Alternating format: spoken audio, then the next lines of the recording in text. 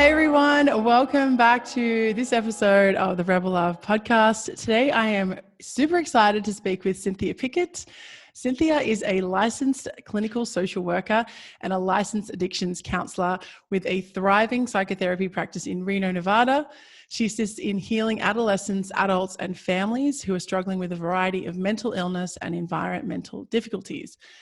Now, I'm super excited to speak with her today because we're going to be talking about answering the question, are you being self-centered, selfish, or self-aware in your relationships? Welcome, Cynthia. Thank you. Hi, Taya. It's so good to see you again. Yes, we had a conversation the other day and it just flowed effortlessly. I love having you on. Thank you. And I love talking with you too. This is a lot of fun.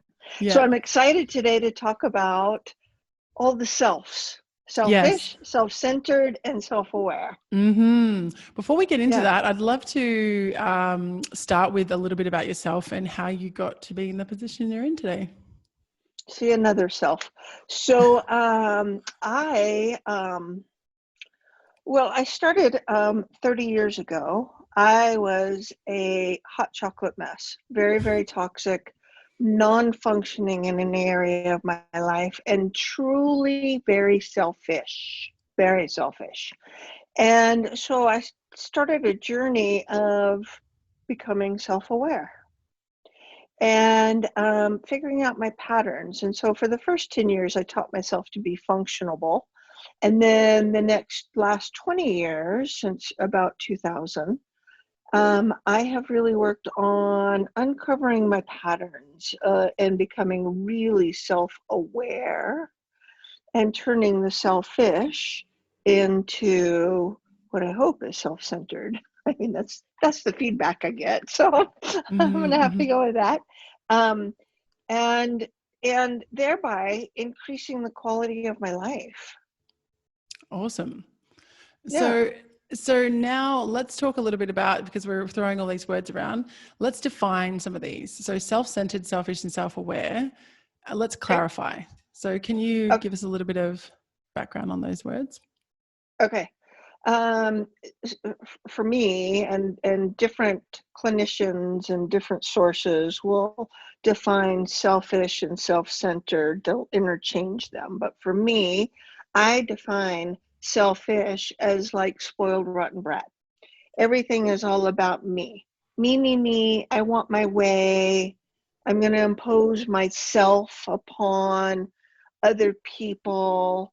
If I don't get my way, there's going to be attitude or a tantrum, or, the world revolves around me. And to be clear, a lot of these people don't realize that they're being selfish. I was just about to say. Right? Yeah. It is, because I don't do that. Well, a lot of people actually do. So self-centered is I put myself at the top of the list in terms of self-care. So self-centered, realizing that if I don't take care of me, there is nothing for me to pass on to anybody else. So the clients that I serve, my family, friends, neighbors, there is nothing else. Like, this is where trickle down truly does work. And we have this part backwards too, where a lot of us put ourselves at the bottom, but then there's nothing to flow up. So our worlds are not revolving around us in terms of, I want to have my way, but it's boundaried. So I have to take time for me, like maybe there's exercise time or meditation time or something that's going to fill my cup so that I can be of service to other people. I love that. Fill my cup. Yeah. Fill myself, because we run dry, and then what happens? Yeah. We get sick. Yeah. It's like the analogy of like being on an airplane and putting on your mask before you can help other people. And it's interesting, people are like, well, but I want to help my kid. But it's like, well, you can't help your kid if you're passed out, right? So you gotta make sure you look after yourself first and then help other people. Correct. Correct. which is not the same thing as being selfish, Mm-hmm. right? Because we're doing it, yes, for us, but it's also too so that we can be of maximum benefit to anybody else who may need us. Right. And be the type of person that we want to be, which is the type of Correct. person that is able to help other people. Correct. And when we put ourselves at the bottom of the list and we start running dry, not only do we physically get sick, but we get irritable, or maybe we get snappy with the people we love, argumentative, we're not sleeping well. Like, it has a whole host of physical effects that Mm-hmm. happen there as well. Mm-hmm. And we're not the people that we want to be. Yeah. Okay, so we've talked about self-centered and selfish. Now, I feel like self-aware is, so you're talking about like a lot of people who are selfish. Obviously, I think that a lot of them don't mean to be. Like, there's a lot of things that happen in our life that we kind of get caught up in this whirlwind. And I Right. think the self-aware, that's the kind of piece of the puzzle that is useful to decide to be self-centered versus selfish. But what's that gap, that bridge? How do we first of all, we realize that we're being selfish, and then we make a decision that that's actually not how we want to behave. And Correct. then we move over to being self-centered. So what happens there? How do we become self-aware enough to make these realizations? Correct. Well, changing from one to the other is not that easy. It's not just a decision. Right. Wish it was. Mm-hmm. Then life would be easier. But I'd also too be out of a job, so I don't know. Right. But self-aware is exactly that. So it's tuning into and I got to tell you all right straight up, it takes a lot of effort and it takes a lot of energy to become self-aware. So we tune into everything about our being, what we're feeling, when we're feeling it, why we're feeling it, what we're saying, how we're saying it, what we're thinking. What's that idle stream of junk that's going through? What is that? Right? What's the expression on our face when we're talking to people? What's the tone that comes out of our... And it takes a lot of effort and energy to do that. But if you do it and say, well, within 30 days, you can change the habits. But if you gave it 100% effort and just buckled in and did it for 1, maybe 2 weeks, it would become so much easier. Then you're becoming more, you're creating the habit of being self-aware versus Yes. being superficial. And it really does happen that quick. Mm-hmm. The more effort and energy you put in the first week or two, that first week or two just sucks. It does. It's hard. Right. But it gets dramatically easier just that quick. Right. And then you understand, then it'll click in place. And then that new habit is already created. Mm-hmm. And with that new habit, then it's like, oh, well, that's not the person that I want to be. Right. Oh, I can't believe that just came out of my mouth. Right. Yep. Right? Yeah. And so part of the self-awareness too is in realizing that all of our selfish or unconscious behaviors are serving a purpose. Right. Right. Mm. Right? So Mm-hmm. that's why it's not necessarily so easy to just make the switch, because we have to understand, like, what is being fed in me? What is the purpose of me being selfish, trying to get my way, trying to impose myself? Well, a lot of times that's just me trying to get my needs met. Well, why am I trying to get my needs met? Well, I have a history of not getting my needs met. I have a history of not being heard. And so now I have to be more, I want to, not assertive, but more forceful, not in an abusive kind of way, but more like a steamroller. Right. Right? And trying to get my needs met so that I feel better. And so then when you work on where your needs have not been met in the past, it makes it easier for you to just kind of let down the guard, not being such a steamroller in the present, and become more self-centered. Right. Right. So yeah, another way another way I'm kind of, that just came to me when you said that, and be more self-centered, was like more conscious of what's happening. So you can really Correct. make, you know, you've got that the awareness is the key Right. to the kingdom. It is. Yes. Because you can't change anything you don't acknowledge. Nope. You cannot. No, I just left a young lady. Gosh, she's so brave. We were working on her communication patterns with her loved one, and she got a real eyeful. We're working on her 50%, right? And she got a real eyeful of, oh my gosh, I've been so hard to communicate with.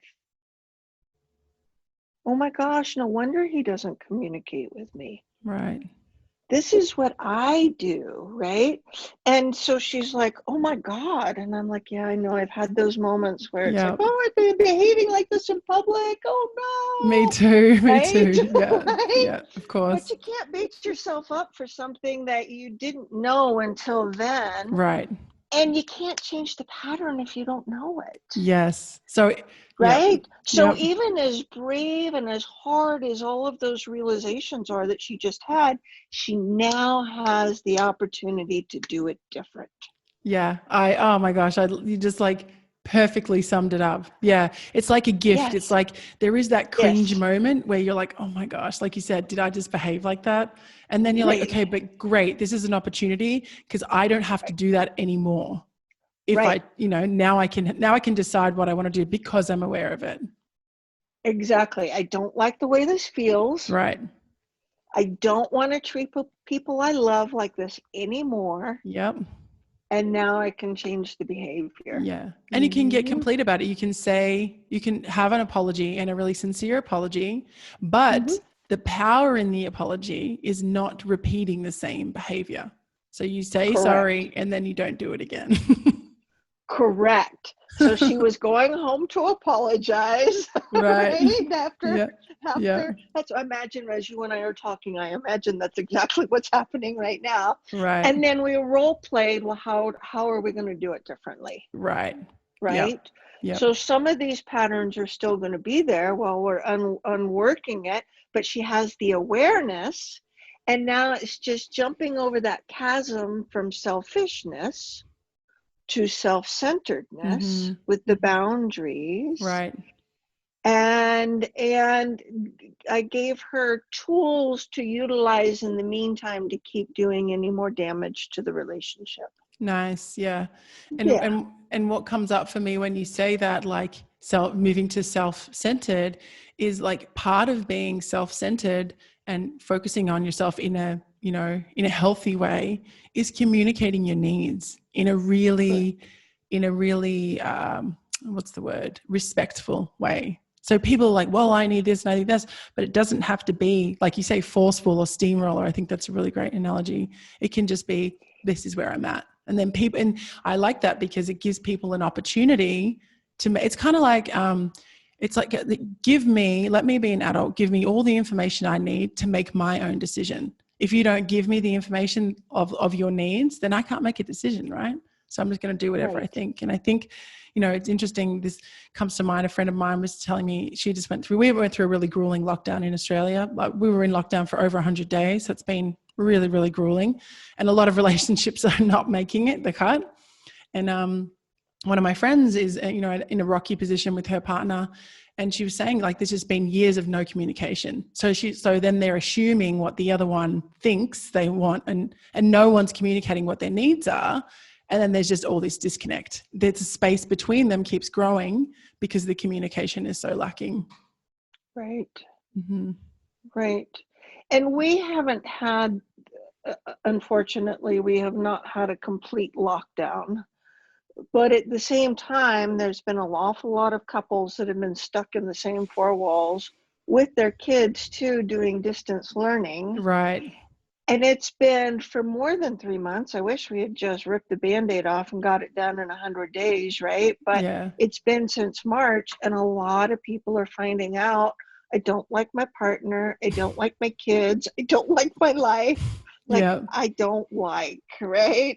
Yeah. Anxiety is coming through the roof. And this is where the self-centeredness needs to be, because we've been conditioned to take care of everybody else, putting us at the bottom.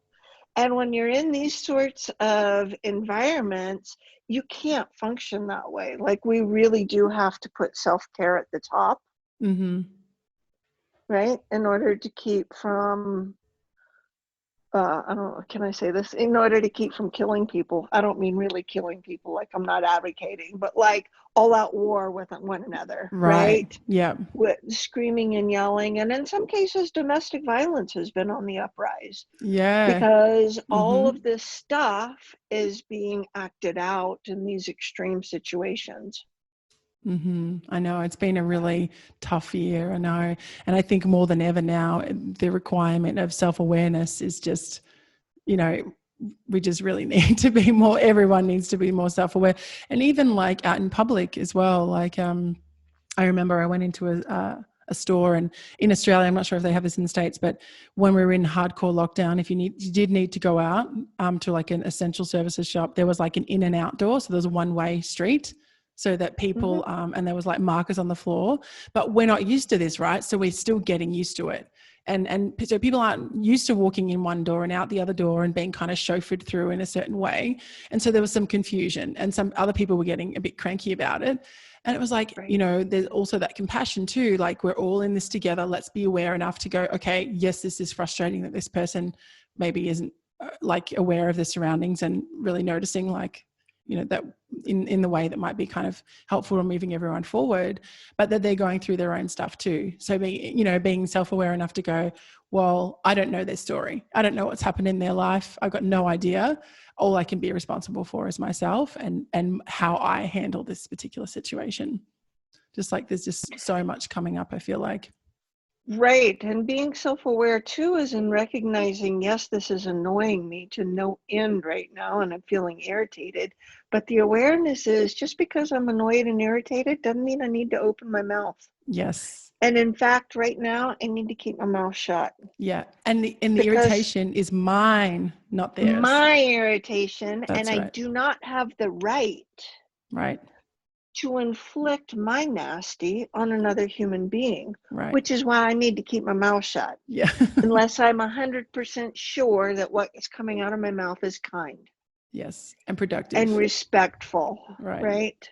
Yeah. And if I'm not 100% sure that I cannot be snippy, then it just needs to be zip it, right? Yeah. Until we're no longer flooded. And then when you get outside the store, it's like, okay, why did that fire me up so bad? Right. What Looking at your was own that behavior. all about? Right? So that's both self-aware and self-centered, because doing our own work also too puts us at the top of the food chain. The more healed I am, the more in touch I am with me, again, the better of service I can be to my partner, to my kids, my family, my community, right? All the way around. Plus, I feel more peaceful, right? I'm physically healthier, and that trickles down as well. Yeah. Oh my gosh. Man, I love that we're like having this episode, because I feel like this is all of the way that we're describing everything. I think about this a lot, right? And I always have this analogy of this like little toddler, like you're kind of walking through life, and then you fall over and you make a mistake, and something does come out of your mouth in that situation that's not respectful, and then you apologize and you learn from it, become self-aware, analyze, okay, what was going on for me? Why was I so impatient and irritable? And then you learn. And again, if you say sorry, you don't do it again. So it's that, it's not like it's not going to happen. It's just about how we deal with it and how aware we are once these things happen, because they do happen. Sometimes we've had a hard day or something, or we're just not as aware as we might like to be on a particular day. And I feel like there's also that space there where we can really shut ourselves down and really come down hard, when it's like sometimes we need to show a little bit of grace to ourselves as well. Right. So even if I know that if I'm not 100% certain that what comes out of my mouth can be kind and respectful, then I know I have to keep my mouth shut. Like, that's just my rule. Mm-hmm. I'm not going to even take a chance in inflicting my mood on another person. Mm-hmm. But I don't get to be nasty to myself about it either. Right. Right? It just is what it is. Right. I'm having a feeling and it's okay. Mm-hmm. And there's been no damage done that I need to clean up with an apology, either a verbal apology or an energetic apology. And I can just then process like what just happened, right? Mm-hmm. Mm-hmm. Without having to sweep the aisle of all of the broken glass that I've left behind. Yeah, I love that. Oh my gosh, I feel like this is like such a great conversation. All right, so I want to ask you, let's say we're in a relationship and we find that somebody is being selfish and you're noticing. So this is, I think this is a kind of a tricky situation. Let's say I'm self-aware enough and I'm self-centered enough to know, okay, my partner's being selfish. But obviously if I say, well, you're being selfish, probably not going to get the desired result. Don't say that. No, I no, I don't don't think say so. that. Not a very useful or helpful comment. So what's a kind of a way that we could perhaps address that in a, like you said, a kind and respectful way that's also, going to actually move things along in one way or another, because we can't control the outcome. We can only control ourselves. Yeah, well, seeing that there's it, right? And so we can't necessarily move it along, and we can't have the goal of changing anybody. All right. Great. Okay. So, but I do want to say that in cases of abuse, verbal or physical, Mm-hmm. perpetrators are very, very, very, very selfish people. And so these are relationships that you just need to get out of. They can't, it's not, they're not fixable, they're not workable. Mm-hmm. All right. So, and usually those are the relationships where people are trying to get them to see or trying to change them, or, if they'd only understand and that kind of stuff. And the perpetrator, the abuser has no intention of understanding. And so the cycle continues. But in just a regular dysfunctional relationship without any abuse, and you notice that somebody's being a bit on the selfish side, then you want to speak in I messages. So I'm feeling like I'm not being considered here. I'm not feeling like I'm being heard. What we do in the communication with our partners is do not, I feel this when. No, like that doesn't work either. So it's more like I'm feeling like I'm not being heard. I'm not feeling like I'm being considered. I'm not feeling like my needs are being met. And then that gives the person the opportunity to either validate you, and then that means things are moving along because we got some validation, or they're going to like come back at you and say, don't be ridiculous. Of course I validate you, or I listen to you, or whatever. And that will tell you that this person has no intention of making changes. Right. Okay. Right? So their response is going to tell you everything. And then your choice is, I love and accept the person exactly the way they are, or I look at, consider the possibility of terminating the relationship. Right. And I know it sounds really kind of cut and dry right now when we're speaking about it, but it absolutely is not cut and dry. It's not. I mean, there's a whole process that goes along with it, right? Mm-hmm. And sometimes people will stay with a selfish person and you set up boundaries, right? Like, excuse me, I'm not feeling heard. No, Right. it's not acceptable to snap at me. No, no, I get to pick where we go to eat tonight. It's been a while since I've been able to pick where we go to eat. I haven't been able to select a movie in a long time. I'd like to choose tonight's movie, right? And we can set some boundaries, and hopefully your partner doesn't respond with anger to boundaries. Right. So in relationships that really aren't workable, that are really about power and control and not about mutuality, the person, when you set a boundary, will respond with anger because they're losing power and control. Right. Right? Right. Mm-hmm. So what if we do find ourselves in that situation? I know that you said, like, you know, okay, maybe it might be time to terminate the relationship, but how, like, I feel like if someone's been with someone for a while, that might be a last resort, leaving. So is there some steps before that we might be able to try if they are meeting our boundaries with anger? Setting some boundaries and working on yourself and figuring out why you've accepted this maltreatment all of these years. Yeah, and I know somebody that's been in a 45-year marriage, and like just now divorce is coming on the table. Wow. Because all of this time there's been maltreatment, and the conditioning is so intense to the maltreatment that they haven't seen it until now. Right. So they're setting the boundaries, and we'll see if the partner comes along and accepts the boundaries. Or you build the esteem to the point, raise them up and build the esteem to the point that they are like, you know, I deserve better. I'm just not going to do this any longer. And sometimes that process can take years. Right. Right?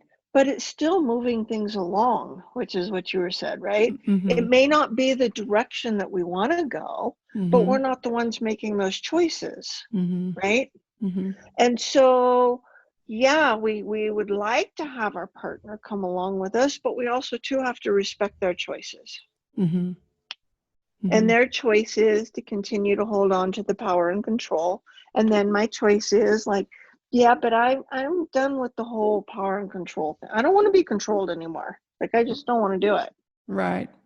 I think that piece that you just mentioned about, okay, now I need to look at why I'm allowing this to happen. And I think that's such a kind of like painful process to go, oh, why have I been accepting this? And like wishing that the other person will change when I'm not in control of that one iota. Hoping, focusing on the good times, and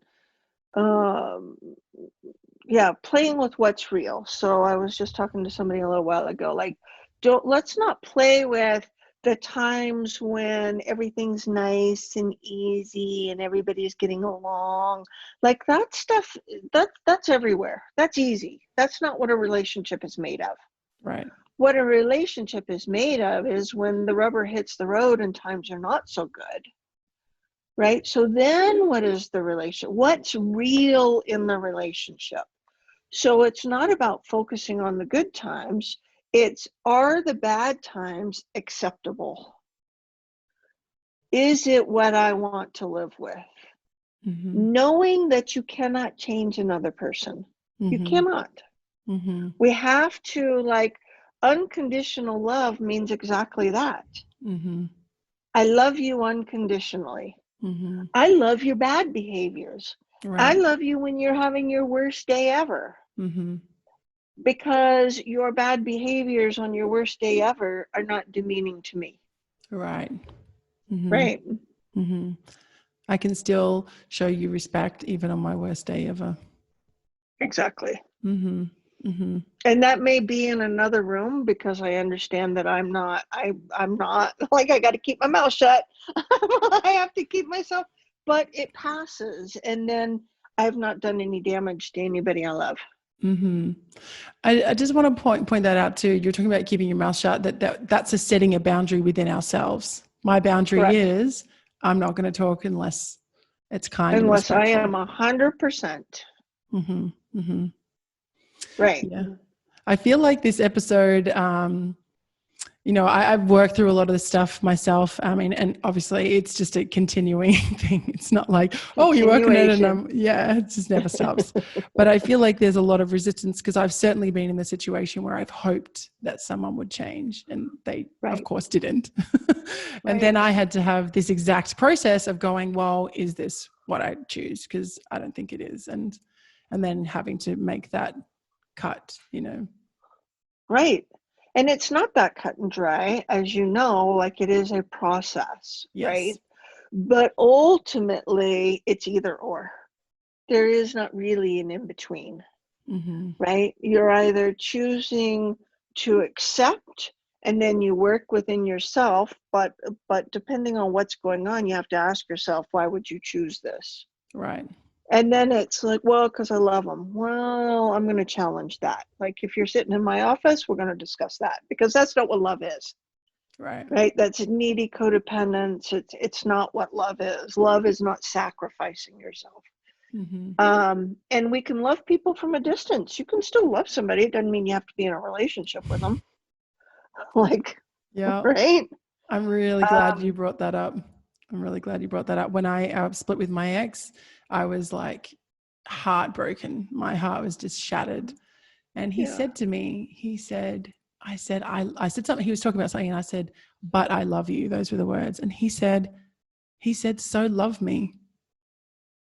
Oh. Yeah. He said, so love me. You don't need to be with me to love me. That's right.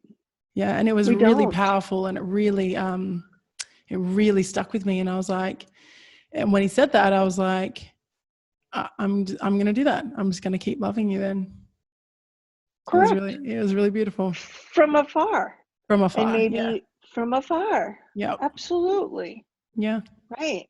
And those are the best breakups ever, right? Very painful. Very painful. It is painful, but at the same time, there's no anger and animosity and bitterness. And, at some level, we remember why we got into the relationship to begin with, just knowing that it just didn't work out. It ran its course. Yeah. And that's okay. Like all relationships end. I think we get into relationships thinking that they're going to last forever. They're not. There is going to be an ending. And so it's one of the things we discuss in my office is get into relationships. Just know it's going to end. It is. It's just a matter of when and how. Right? So is it going to be a 3-month relationship? Is it going to be a 5-year relationship? Is it going to be a 50-year relationship with this dramatic deathbed scene? Like, we don't know, but there is an ending. And so when you know that there is going to be an ending, somebody's going to move or schedules get busy, babies are born, grandchildren are born, like all kinds of things happen that change relationships. Relationships are constantly changing. And so it's being aware of the fact that the relationship is going to change. It's just a matter of when and how.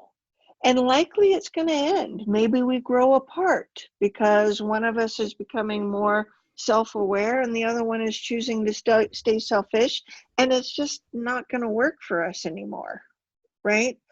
But when we come to the table, not clinging to, gosh, I want this to last forever, usually because I'm so afraid of my own abandonment stuff, then when we take that clinging off the table, it makes it easier to just enjoy the relationship for what it is right now. And then when it comes apparent that it's just no longer working, it makes it easier to let it go. Wow. Hopefully in a loving way where it's like, nobody's good, nobody's bad, no hard feelings. We're just oil and water right now. It's not mixing. It's not working. Right. I love that. It sounds very healthy. That description, of like you said, like coming without the clinging on the table and just being like, okay, I feel like that's really truly living in the moment. I remember there was a time in my life with that actually partner, and I remember living it, and I was like, oh my gosh, I am so in the moment right now. I am so in the moment, and I'm just loving it. And I remember, like, it was probably the only time in my life where I really was very present. And I don't know how, I think I was just so in love, and it was just this amazing magical period. And I remember, because I was so in the moment, nothing else was hindering my ability to enjoy and just be there. And it was just an incredible experience. And I'm not sure that everyone has experienced that, of really being in the moment, you know, truly living it. And that even can make it harder to let it go, because it was so nice, and now it's not so nice, and we want to get back what we once had, but you can't go backwards either. No, you really can't. You really can't. No, it's just whatever purpose that relationship served, whatever lessons, whatever purposes, it's just come to an end. And like you said, that's okay. Run its course, and it is okay. Like, it doesn't mean anybody's done anything wrong. Like, then a lot of times we take it as, what did I do wrong? What did I do wrong? Well, you didn't do anything wrong, right? I mean, there is 50-50 in a relationship, but suppose it just ran its course. And then you have to grieve, but it takes away the clinging. It's like when the abandonment stuff starts creeping in, that's when it gets really intense. But you can separate, like, I'm grieving the loss of this relationship, but why is the grieving going on and on and on and on? Well, you're also doing historical abandonment work that's coming to the surface that has nothing to do with this relationship.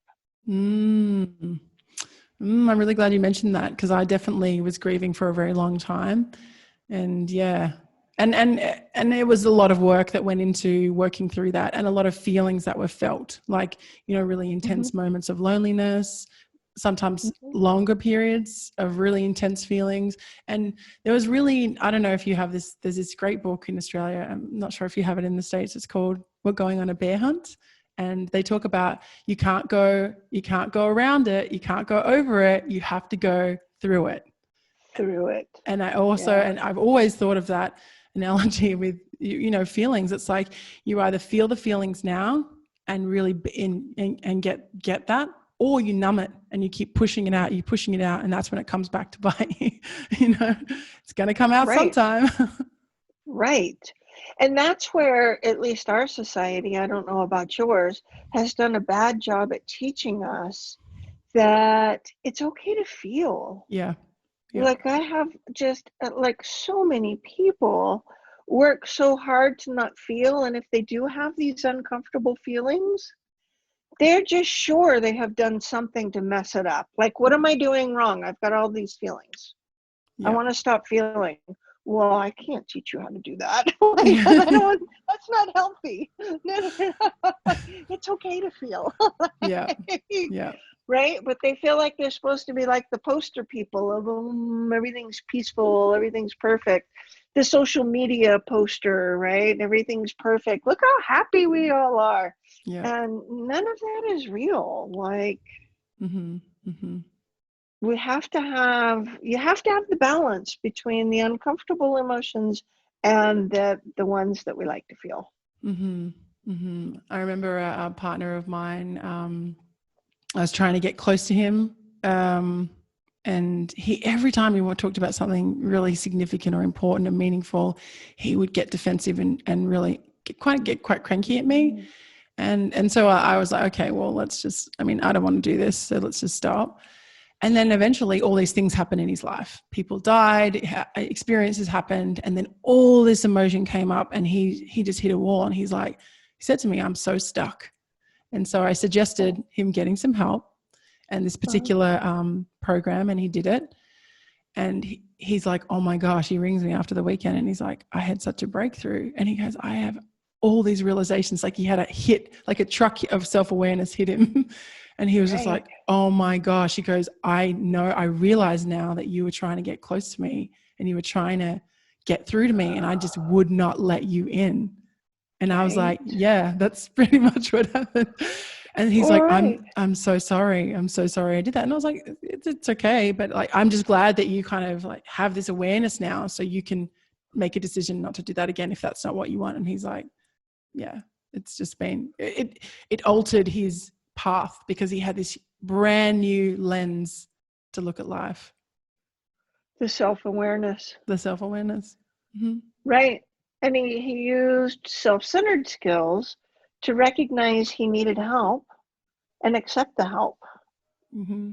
Yeah. And he did resist the help a lot because I was telling him for a long time about this thing and he was just like, no, I don't need that. I'm not going to do that. And I was like, all right. And then I just kept saying it because I'm like, I know, I said to him, I know I sound like a broken record. I just know this is going to help you because I know at your core that you're a really amazing person, but there's all this stuff in the way. And, you know, and I can't help you. I can't help you with that. You know, that's, you have to, if you want to change, then you have to do the work. Right. Well, you're lucky you had somebody that heard you. Well, I think here's the thing. He heard me because his back was up against a wall and he came to me. I didn't come to him and say, well, you should do this. First of all, I don't like saying that to people. You should. That's, you know, you should do whatever you want to do. He came to me and said, ask for my advice. And then I said, this is what if it was me, this is what I would do. And then he was like, okay. And he said to me, I'm so desperate, I'll do anything. And I said, great, then see what happens. And then he did it. That's it too. We do our best work when we're in crisis. Mm-hmm. Like rarely do we reach out for help when things are cruising along really good. Yeah. Right. Right. It's through the storms that it's like, help. Yeah. I'm at a loss. Just anybody, you know, help me. I'll take anything. Yeah. Well, Cynthia, I feel like this has been such an amazing episode. I feel like we've gotten to some really, really important, what's the word here? Distinctions and clarity around these things that are really, I just think that the whole Rebel Love and what I'm trying to achieve with this is this exact thing of like examining ourselves, having this self-awareness. So I just feel like this has been so valuable. Thank you so much for being here. I really, really appreciate it. Thank you. Thank you. I enjoyed chatting with you. Yes. I always enjoy chatting with you. It's amazing. If people want to get in touch with you or find out more about what you do, how can they do that? My website, cynthiapickett.com. Perfect. Well, if you'd like to find out more information on this episode, including the show notes, you can go to rebellove.com/EP16. Again, that is rebellove.com/EP16. Cynthia, thank you so much for being here. Thank you, Talia. Thank you, everybody. Bye. Bye-bye. Thanks for listening to the Rebel Love podcast, the podcast about love, sex, relationships, and money. If you like this episode, please support us by subscribing and leaving a review on your favorite podcast platform. And find all the details of this episode and more at rebellove.com/podcast.